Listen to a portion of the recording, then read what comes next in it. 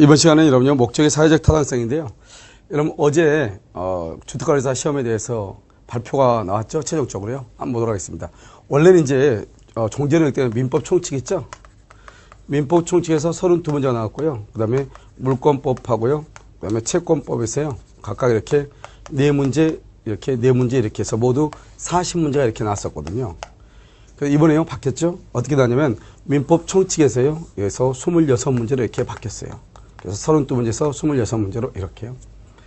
그래서, 아니죠. 그 다음에요, 이 물권과 채권 지금 8문제 나왔죠?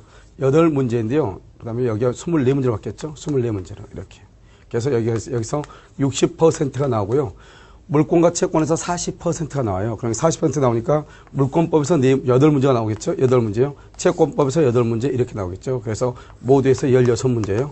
16문제. 그래서 여기가 40% 이렇게요. 물항수가 이제 바뀌었단 말이죠. 그래서 이제 여기에서 모두 몇 점이냐? 물권에서 20점, 그 다음에 채권에서 20점, 그래서 여기서 40점을 차지하게 되죠. 그래서 이제 앞으로 여러분요, 종전에는 민법 총칙만 공부하고요. 물권과 채권을 보통 포기를 했거든요. 그렇게 해도 충분히 문제를 봤는데 지장이 없었고요. 그 다음에 또 지금까지 또 강의한 선생님들도 보통, 민법 총칙만을 주로 강의를 했거든요. 그래서 물권하고 채권은요, 잘 모르기 때문에요.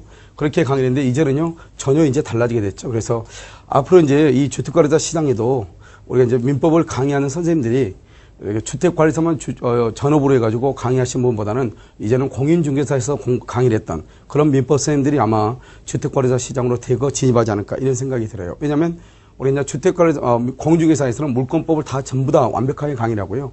그 다음에 채권법에서는 보통 8문제가 나오는데 아마 공인중개사에 해당하는 문제가 기본적으로 한 5문제 정도 나올 거예요.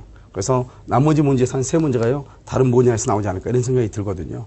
그래서 앞으로 아마 공인중개사에서 강의하셨던 민법 선생님들이요, 주택관리사 시장에 대거 진입하지 않을까 이런 생각이 듭니다.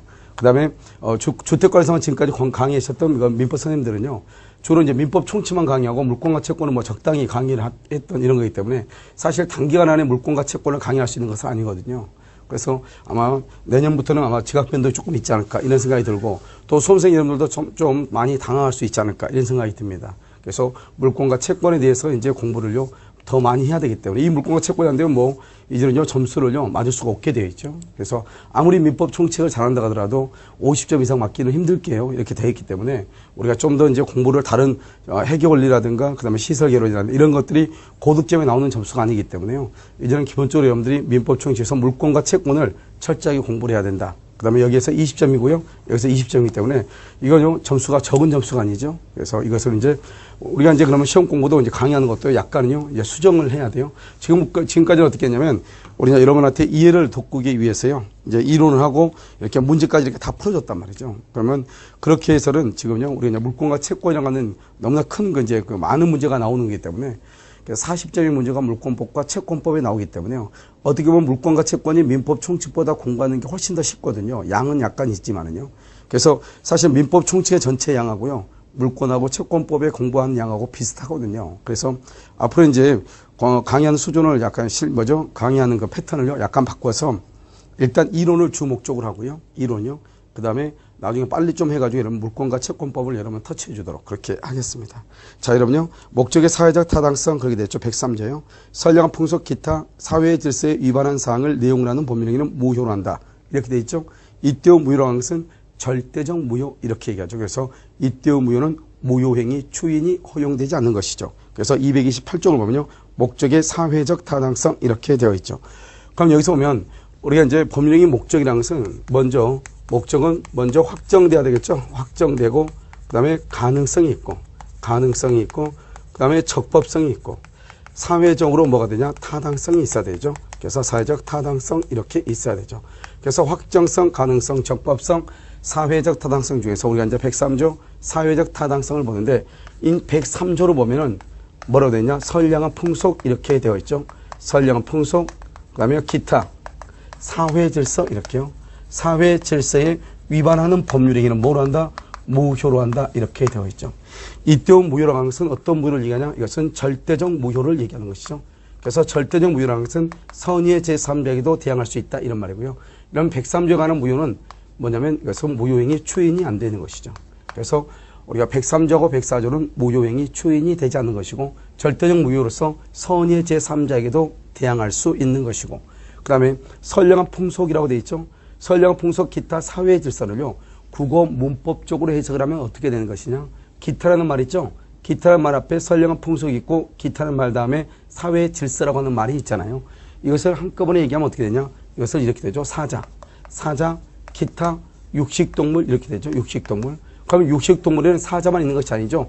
표범이라든가 치타라든가 호랑이라든가 많이 있잖아요. 그런데 그중에서 대표적인 걸 사자를 앞으로 내세웠죠. 그래서 사자, 기타, 그 다음에 육식동물 이렇게요. 결국 무슨 말이냐. 사회 질서라고 하는 것이 선량한 풍속보다 더 넓은 개념이다 이런 말이죠. 그래서 선량한 풍속은 사회 질서 중에 하나이다 이런 말이죠. 그러면 우리가 선량한 풍속 기타 사회 질서를 뭐라고 얘기하냐. 사회적 타당성이다 이렇게 표현을 해. 이것을 뭐라 하냐. 사회적 타당성이다. 그러면 결국 무슨 말이냐. 사회적으로 타당하지 않으면 무효이고 사회적으로 타당하면 유효가 된다 이런 말이죠. 이것을 우리는 사회적 타당성이다 이렇게 표현을 하는 것이죠. 그런데 이건 이제 우리는 103조다 이렇게 얘기를 하는데요. 여기에서 이제 우리가 보면 한번 얘기를 한번 보죠. 이렇게 이제 갑이라고 하는 사람이 여기 A라고 하는 사람한테 돈을 빌리죠. 이렇게 1억을 빌리죠. 그럼 이것은 이제 이 갑이 채권자고 저당권자죠. 그래서 저당권자가 경매를 하려고 하죠. 이것을 우리는 강제 집행이다 이렇게 얘기하죠. 이 강제 집행을 뭐하기 위해서 면탈하기 위해서요. 갑이라는 사람이 을이라는 사람하고 짜고서 그 다음에 갑이 을한테 이렇게 등기를 빼돌리죠. 등기를 이렇게요. 그러면 갑이 을에게 등기를 빼돌리면 이 등기는 뭐가 되는 것이냐. 원칙적으로 무효가 되는 거죠. 무효가 돼서 이 을은 소유자가 되는 것이 아니단 말이죠. 그러면 누가 소유자냐? 여전히 갑이 소유자가 된단 말이죠. 이것은 우리가 나중에 통정 허위 표시에서 한번 배운단 말이죠. 그런데 여기 보면 제가 지금 얘기하려고 하는 것은 갑이라고 하는 사람이 경매를 당하지 않기 위해서 을하고 짜고 을 앞으로 등기를 넘겼다 이런 말이죠. 이렇게 을 앞으로 등기를 넘길 때 과연 이 등기는 유효냐 무효냐 무효란 말이죠. 그런데 어떤 무효냐 만약에 절대적 무효이다 그러냐 그렇지 않냐 이 말이죠. 이때의 무효라고 하는 것은 상대적 무효가 되는 것이고 그 다음에 이 강제 집행을 면탈하려고 하는 것은 우리가 요 경매를 당하지 않기 위해서 갑이 을하고 짜고 을한테 이렇게 등기를 빼돌렸잖아요. 이것을 우리가 전체적으로 보면 사회적으로 타당성이 없다 이렇게 얘기를 해야 되잖아요. 그러면 사회적으로 타당성이 없으면 이 갑이 을하고 짜고서 등기를 넘기는 이것은 103조의 위반이다 이렇게 얘기를 해야 될 것 같은데 우리 판례는 뭐라 했냐. 이러한 경우는 103조에 위반되지 아니한다 이렇게 얘기했죠. 이걸 103조 위반되지 않는다는 것은 사회적으로 타당하지 않다 이렇게 볼 수는 없다 이런 말이잖아요. 그러면 도대체 이것은 뭐냐. 그럼 이것은 사회적으로 타당하냐 사회적으로 타당하다 이런 말이죠. 그럼 왜 이것이 사회적으로 타당한가 이런 말이죠. 이것은 우리는 뭐냐. 그러면 우리가 선량한 풍속 기타 사회 질서에 위반된다 하는 것을 우리 이것을 사회적으로 타당하냐 타당하지 않느냐 이렇게 판단할 수는 없다 이런 말이죠. 그러면 어떻게 판단을 해야 되냐. 선량한 풍속이라고 하는 것은 이것은 뭐냐면 윤리 도덕의 문제이고 사회 질서라는 것은 공공의 이익 공익의 문제 이렇게 우리가 분할해서 보면 되죠. 그래서 윤리 도덕의 문제이기 때문에 이것을 우리는 뭐냐 첩계약에 관한 것이고요. 그 다음에 공공의 이익과 관계되는 것 이것의 반대가 뭐다. 개인의 이익이죠. 사익에 관한 것이죠. 그래서 방금 우리가 봤다시피 사익에 관한 것이 바로 뭐냐 강제 집행을 면탈이죠. 강제 집행을 면탈하기 위하여 알겠죠? 이것은 사익에 해당하기 때문에 103조에 해당해서 무효가 되는 것이 아니고 알겠죠? 강제 집행을 면탈하려고 하는 것은 이것도 역시 마찬가지로 108조 통정 허위 표시에 해당하여 무효는 무효이지만 103조와 관련 없는 무효다 이런 말이죠.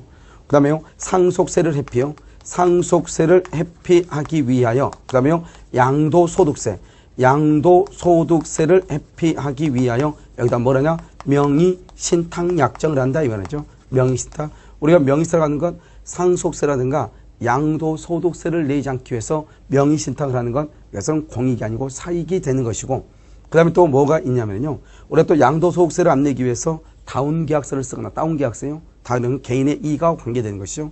그 다음에 또 사익에 해당하는 게 뭐냐면 투기의 목적이죠.